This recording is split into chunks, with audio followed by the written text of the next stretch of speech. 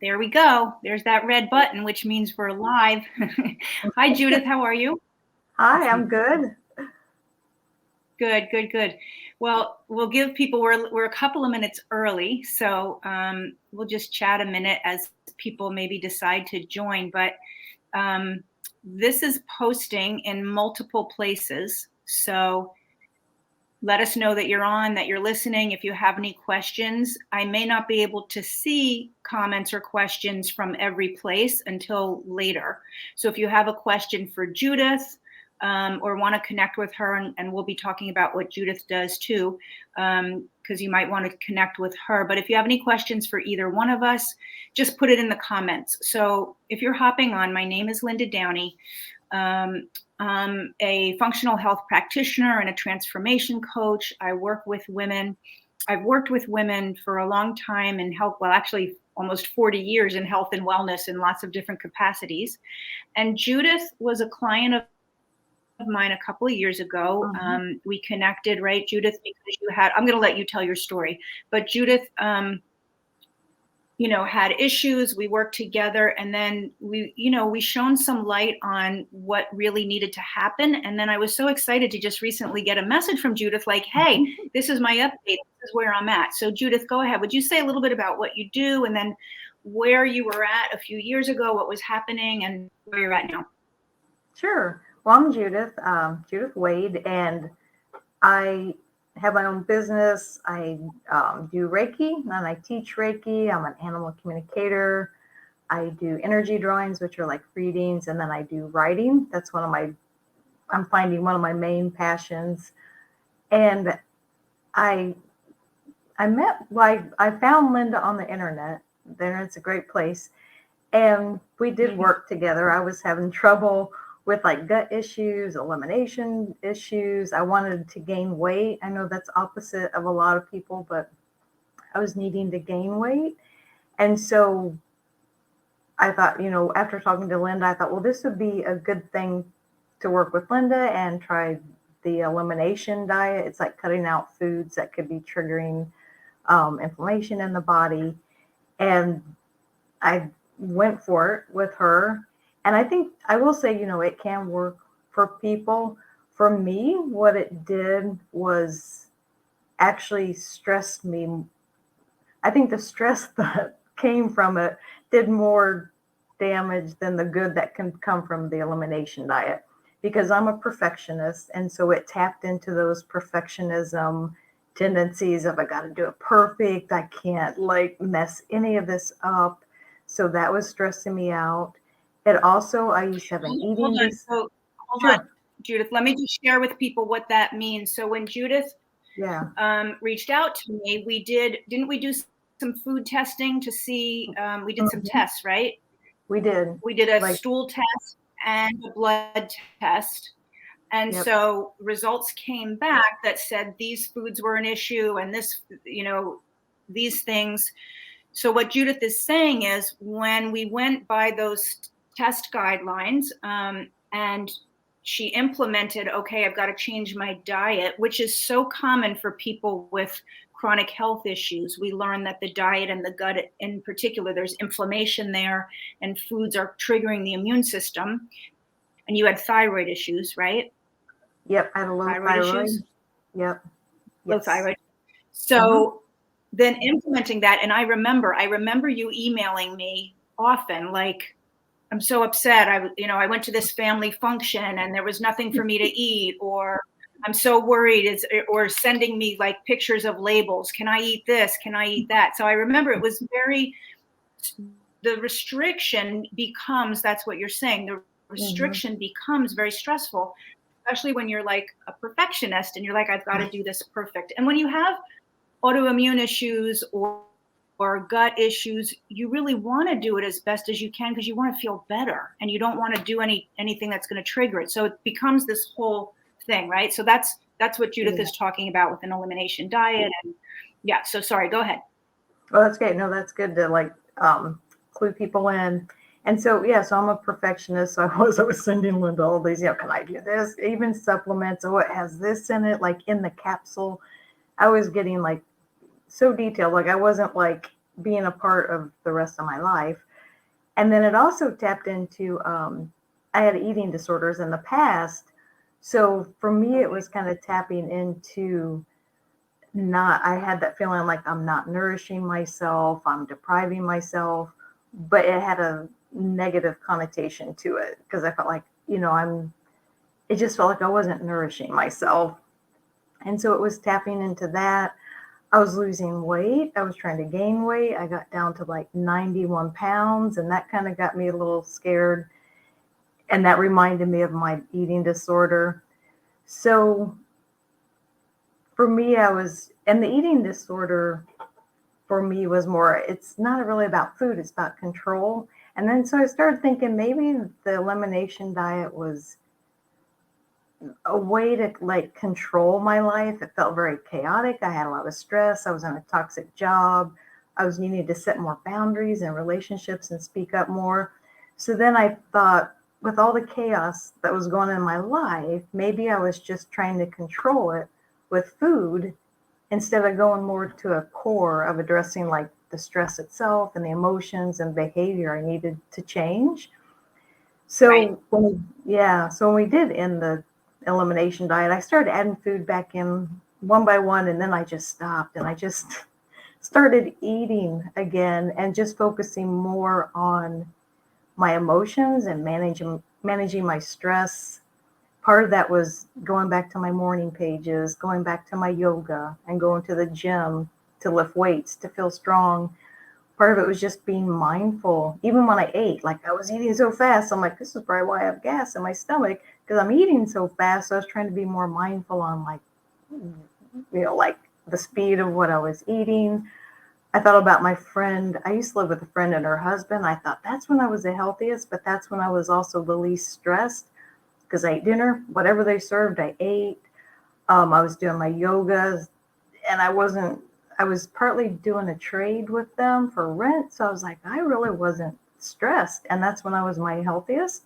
So then I started thinking, maybe has to do with the stress. Not that eliminating things can't help, but like for me, I could eliminate all the things I wanted, but I was still going to have those issues because my issues I still had about the same. My elimination was about the same after the diet. So yeah, I thought I can do all this stuff with food correctly, but if I don't address my stress, I don't think it's going to get better. And so that's when I was. So Judith, that's what I want to stop and really emphasize that, because that's what I found with so many clients. I found it in my own body, and stress was part of what we worked on, what I would work on with clients. But if the stress and the emotions were not handled, either we didn't get as far as we wanted, or people felt better, but it came back 6 months later because they didn't really change their nervous system. And so to understand how stress affects your gut, it's one of the first places that your nervous system, when you go into fight or flight, when you're living fearful of how to pay your rent, or you're in a relationship that you walk on eggshells whenever you see them, or you hate your job, whatever it is, the same thing to your body. And right away, the body says, let me shut down the digestive system. This isn't time to digest food. It's time to go handle this problem. It's time to run from this tiger. And so when you're in that all the time, you're not, if you don't address that, you can't really get the results that you want. So a lot of people do feel better. There's practitioners who, or people who stay on an elimination diet. That was never my perspective. It was always, let's do it for 3 months. Let's get the inflammation down. Let's get your body to calm down, and then we'll add stuff back, because it is very restrictive and very stressful. But I think Judith's point of, I didn't really address those things, that's what I want people to really notice, because now what I do is only that. I really learned that the root cause of it all is the stress and the emotions and the nervous system. If you go to work there, the digestive system will come back, the hormonal system will come back, the neurological system with headaches and sleep disorders, all of that will come back if you're willing. But the emotions are the thing that is most scary for people often. So was that Right. the case for you, Judith? Like, was it like really scary to take on, what do I need to deal with? It was because partly I knew I was in a toxic job, and I was applying for other jobs. They were not coming, but in my head and my heart, I knew I have to let go of this job. It's because it's causing a lot of my health problems. And so I gave them like 2 weeks notice, and I thought I'm just going to focus on my business. But, if something else comes along, um, which it did, there was another job that came along.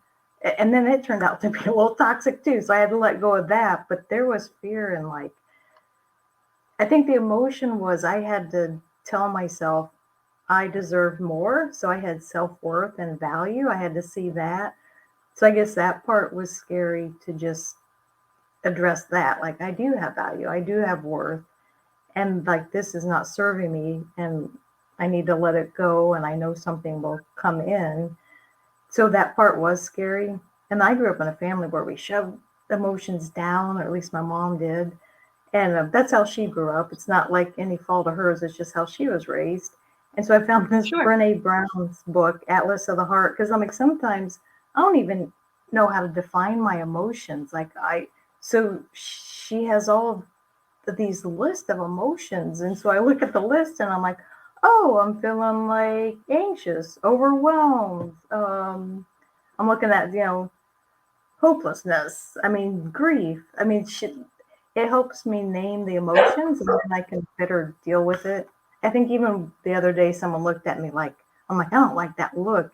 And then I heard her talk about contempt, disgust, and superiority. And I'm like, that's the look. But then I knew how to work with it because I knew there was a definition to it. So yeah, part of that dealing with my emotions was, yeah, just partly a lot of the not good enough was coming up, and I had to like go to the core of that and work with building my self-confidence. And I think, yeah, the food part, I was just distracting myself in a way, you know, if that makes Yeah, sense. well, I mean, the food does become a problem when you have chronic stress or Right. autoimmune issues. Jessie Lynn commented here, hi Jessie, um, that she's got fibromyalgia and Mhm. Sjogren's and low thyroid. I've had Yeah. 4 autoimmune diagnoses. I had hyperthyroid and Hashimoto's. I've had rosacea and ulcerative colitis. You've had your thyroid issues.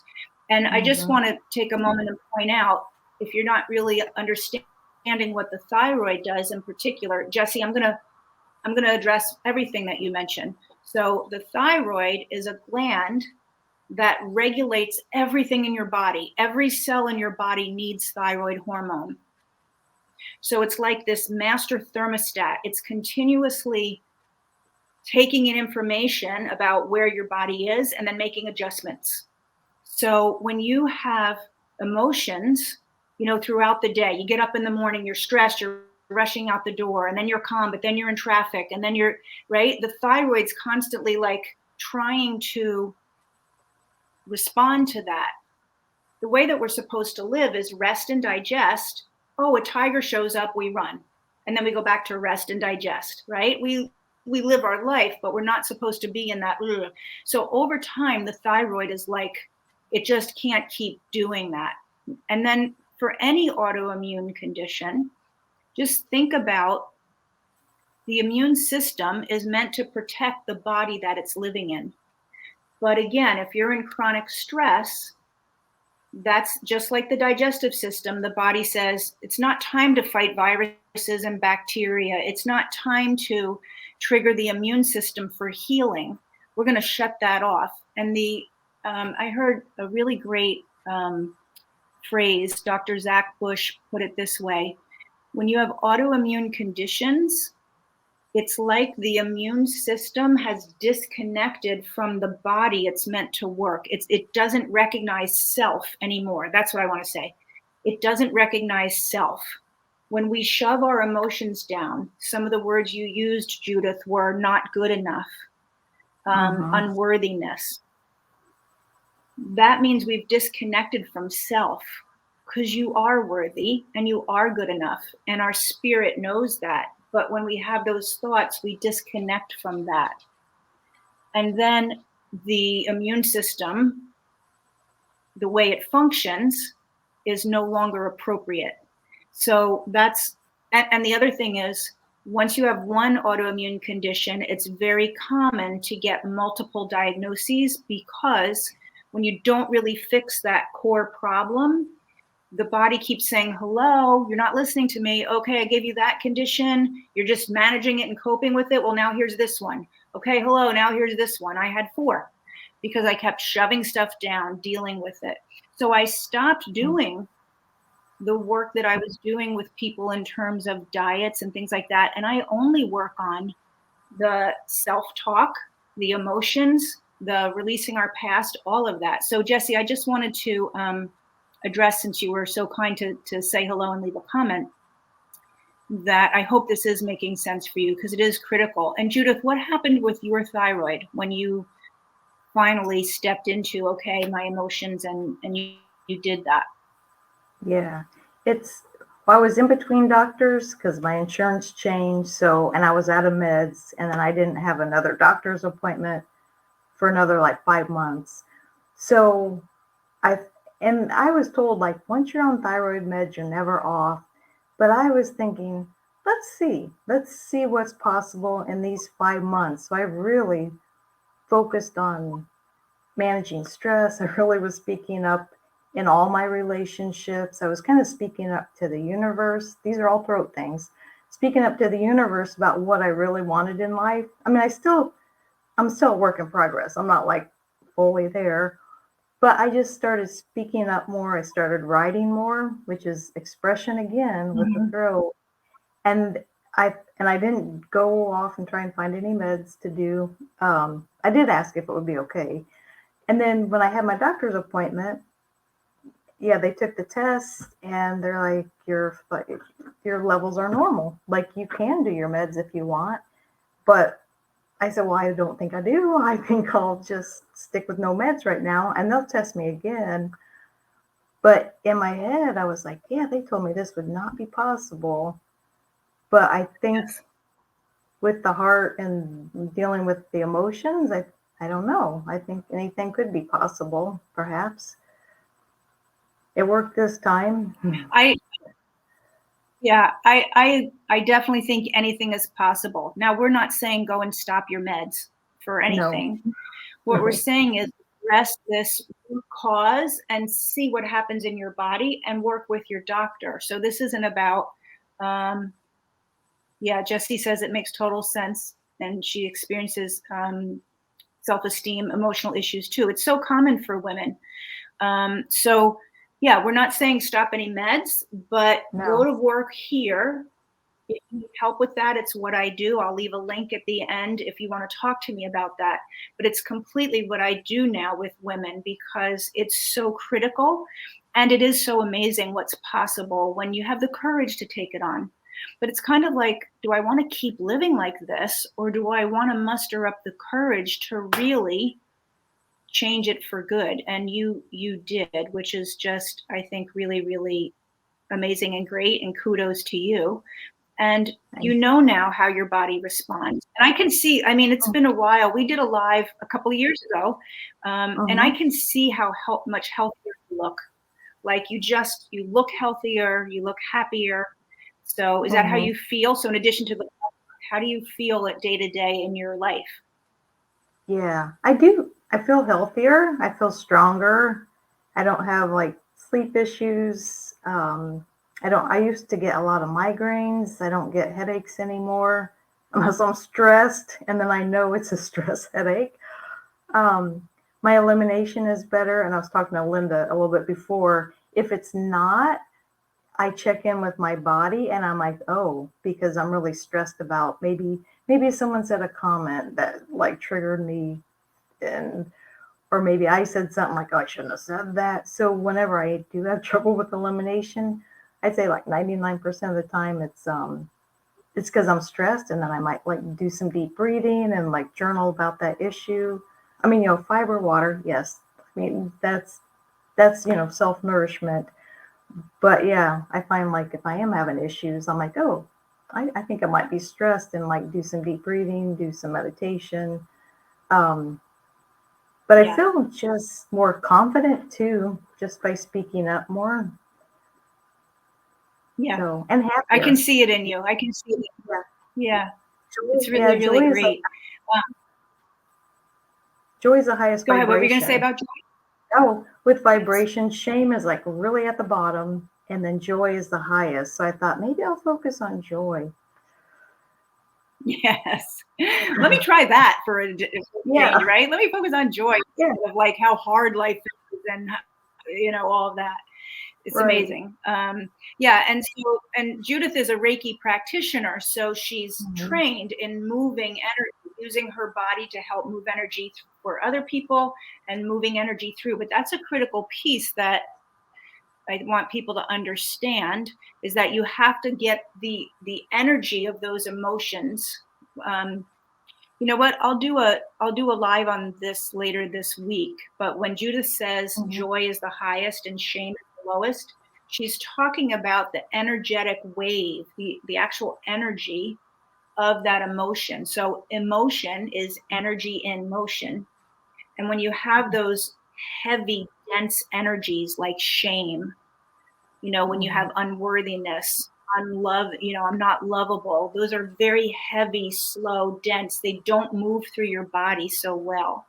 So you have to learn how to move it, which, you're trained in doing. So if anybody wanted, you can do long distance, right, Judith? Yep, I've been doing that a lot lately because of COVID, and then people just seem to like it long distance. Yeah. Yeah. So because it doesn't matter, you can tune into the energy frequency, and you don't have to be right at, face to face with somebody. So Judith, if somebody wanted to talk to you about Reiki and doing that, how could they? I'll put it in the comments. How could they reach you? Okay. They can email me, which would be Judith Wade Reiki at gmail.com. Oh, okay. Wade, REIKI, Judith Wade Reiki at Gmail. Yeah. And then if they want to do it the old fashioned way, like calling on the phone, they can always do that. It's 330. Like I know. 330 212. You want to put your phone number? You want to put your phone number out into the universe? Maybe not. Maybe I could. Maybe they could email me, and then I can provide my phone number. I'm just checking to you, but yeah, you may not. So that's, if you wanted to. Reiki is an energy healing practice that once you learn how to do it, you can do it on other people, and that's what Judith does for a living. And then what I do is help women with all of the rewiring of the thoughts, the self-esteem issues, the not good enough. We also work on nervous system regulation. I'm a heart math practitioner. I help people also move energy of emotions in different ways than Reiki, but Reiki is a fabulous way. So, and in fact, next week, I have a new group of women starting. So we just finished at the end of July. I took August off. I moved and finished up the rest of the summer. But I work in small groups with women, and we work for about 3 months on all of those issues. And it's really amazing. And you can see results pretty quickly, right, Judith, when you are willing to go. Like when you started to really look at your stress and emotions, how quickly did you see your body respond? It was quick. I mean, even like when I worked more with the emotions, like within a month, even sooner, but within a month, things were shifting. I was gaining weight. And then, I've been following you too. And I think like what Linda does, partly because it's the subconscious that was running the show with me. So even all the affirmations and all that, they were helpful, but still my subconscious was telling me something different. And I think Linda works with that, which is, I think, also critical to make changes, to get that subconscious to have a new story or a new belief. And that's what partly I worked on too. Yes. Yeah, thank you. Yep, that is critical because you can say all the things, but if you still feel in your body not good enough, what you say up here really doesn't shift the body. So if you're interested in talking to me about the work that I do and possibly even the group that's starting next week, that's a link to my calendar. It's a free call. Just book a call with me and we can get on the phone and talk about what you're dealing with, what I do. Is that possibly a match? How could that look? So you've got Judith available to help do Reiki and move energy through your body. You've got me to help you do some other things. And it really is critical for health in particular. I mean, I think if you learn to speak up and set boundaries and not stay in toxic places or relationships, it affects obviously all of your life. So it's not just health, although, we wanted to talk a lot about health today because of both of our journeys getting to understand the importance of this. So thanks, Judith, for sharing your story. Is there anything else that you wanted to say today? No, just, everybody's journey I know is different, and I was glad to share my story, and hopefully, someone resonated with it and it will help someone else. But yeah, I really believe the emotions are the root. It's like a dandelion. If you take off the top, but don't go to the root, it's probably going to grow back again. So just that whole, the Reiki goes to the root. What Linda does goes to the root. And I'm just glad I met you, Linda. Thank you, Judith. I'm glad I met you too. Yeah, so much. Okay, well, we'll look for any comments that are posted in other places that we're not seeing live now, or if you watch the replay and you want to comment, we're happy, and I'll make sure Judith sees them as well if she needs to respond personally and talk to you about Reiki and what she does. So thanks so much. And I will do a live at the end of this week. One day. Yeah, thanks, Jesse. Jesse says great info. I will do a live more talking about the energy of emotions because I think that's a great topic for people to really understand. So look out for that, like probably Thursday, something like that. Okay. All right. Thanks, Judith. Have a great rest of your evening and we will talk again. All right. Thanks. Yeah. Thanks. Bye-bye.